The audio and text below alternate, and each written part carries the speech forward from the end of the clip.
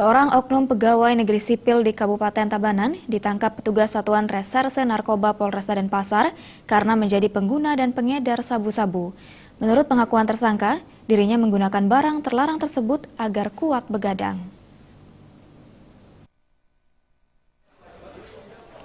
Pengungkapan jaringan pengedar dari tertangkapnya seorang karyawan hotel berinisial Mun di depan sebuah minimarket di Jalan Mahendra Data Denpasar Barat. Dalam penggeledahan tersebut ditemukan satu paket sabu-sabu yang disembunyikan di dalam sepatu. Dari pengakuan Mun, narkoba tersebut didapat dari seorang temannya berinisial Mar. Selanjutnya petugas memburu Mar, laki-laki 33 tahun yang berhasil diringkus di rumahnya di Jalan Muding Klod, Kerobokan, Kuta Utara. Mar seorang pegawai negeri sipil yang bertugas di sebuah instansi pemerintah di Kabupaten Tabanan.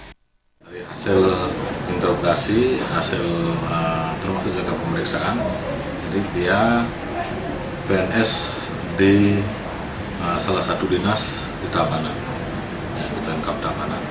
Jadi sampai saat ini kita masih melakukan pendalaman dan kemarin kita sudah melakukan asesmen. Jadi ternyata yang bersangkutan di samping sebagai pengguna, juga sebagai peredaran. Kepada petugas, Mar mengaku memberikan sabu-sabu tersebut kepada Mun untuk dikonsumsi. Mar menggunakan sabu-sabu sejak 3 bulan lalu agar kuat begadang saat bertugas. Yang pesan ini pertama, ya biar sekalian harinya, tak sekalian beli untuk saya satu. Terus kalau habis pakai gimana rasanya? Ya, cuma bisa begadang itu. Memangnya kerjanya begadang? PNS itu bergadang juga? Kedua tersangka kini menjalani pemeriksaan intensif jajaran kepolisian Polresta Denpasar. Raiswantara, Bali TV.